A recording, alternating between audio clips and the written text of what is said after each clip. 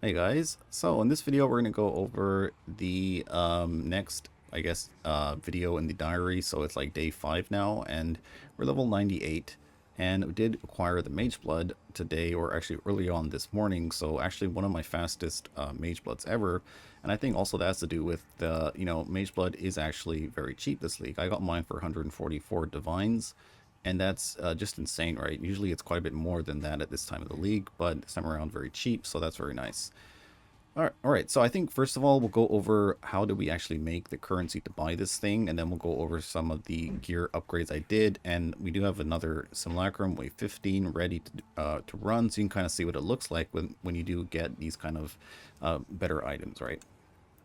Okay, so first of all, how do we make currency for the Mageblood? And this time around, it's pretty much all from Simulacrum. So usually what I'm doing is I do Simulacrum and then I do some kind of like side project. So maybe like crafting, or I do double corruptions in the Alva Temple, or just something else like crafting Watcher's Eyes and these kind of things. And just things to do on the side, because usually just Simulacrum isn't enough. So I make some profit in Simulacrum, and then I'll go use that profit to fund other projects with that, which then make more currency, right? But this time around, actually, Simulacrum was just so profitable, I just didn't really feel like doing anything else, right? So I just basically just grinded out Simulacrum. And I think I ran, I don't know, maybe about 70 or 80 Simulacrums in the past 3 days it's been, I think. Or I'm not really sure. But anyways, definitely quite a lot of Simulacrums. I at one point had about 100 of these in my stash. Now we're down to like 38. And I've been like buying them as I've been running them as well, because they're so cheap. But anyways, yeah, running a lot of Simulacrums, and the total time played, I guess, it's a little bit off now, but we can kind of see. So about 3 days, 12 hours. It was about 3 days, 5 hours when I bought the Mageblood. We can take a look at some of these other stats just for fun, I guess. So look at some kills. So 660,000 kills. And let's look at the deaths just for fun. About 137 deaths. So actually, not that bad. Anyways, so yeah, pretty much all from Simulacrum, and the reason is so scarabs are selling really good. I've sold my scarab tab only 2 times, and each time was like 20 div, then another 20 div, because scarabs are in very high demand right now, and I can actually sell my tab. I think I sold one for 120% on the tab, and that's pretty crazy because usually it's like 100 to like 90 or even 80% of your when you sell your whole tab on TFT, right? So I guess you could try to sell it individually by yourself and do all this kind of stuff, but it's a hassle. It takes time, and I'd rather just sell everything in one go and then get back to farming, right? So basically, yeah, scarabs were a very big part of the profit. So about like probably 50 div in scarabs, so it's about 1/3 of the Mageblood was all from scarabs. Then probably another third was from cluster jewels, and then the split personalities. Those are very popular this league, I guess, for all the mana stackers. And I think the other little profit was I did a little bit of crafting, but not that much, maybe about like 10 divines worth of profit there. And then I think the rest of it is just from like other random stuff I dropped.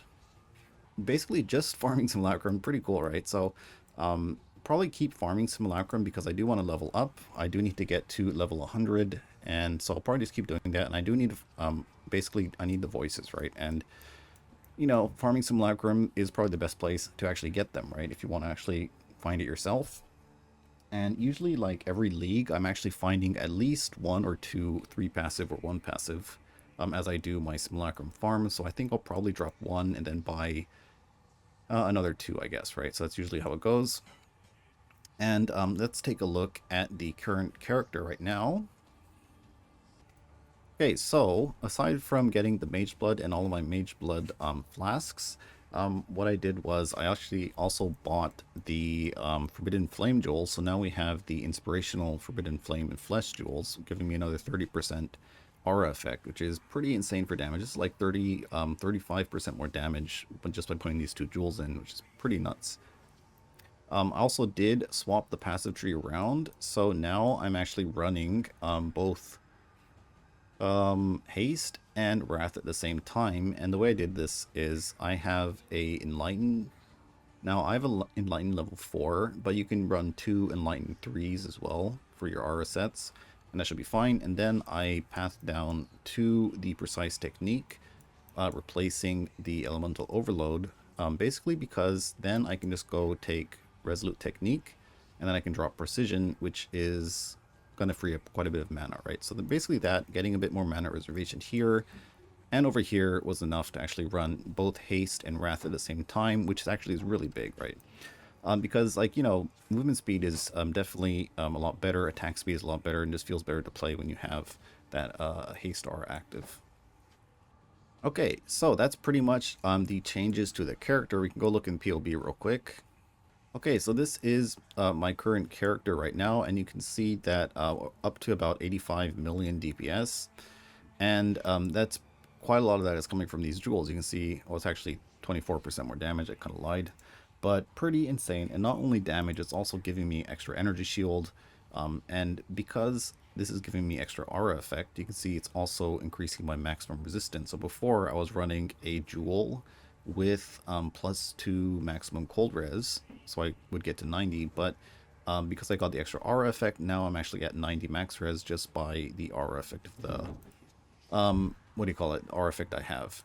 And then one thing is, though, that I did drop my corrupted blood immunity, so I'm not immune to corrupted blood, but I do have the Pantheon here, and I've played like maybe 5 simulacrums with this setup, and even when I do have corrupted blood on me, I have so much like sustain right now because I also did get a Watcher's Eye with ES on hit, and then the crit, reduced damage from crits, because I had to drop all of my crit damage reduction on the tree in order to make this kind of swap over here.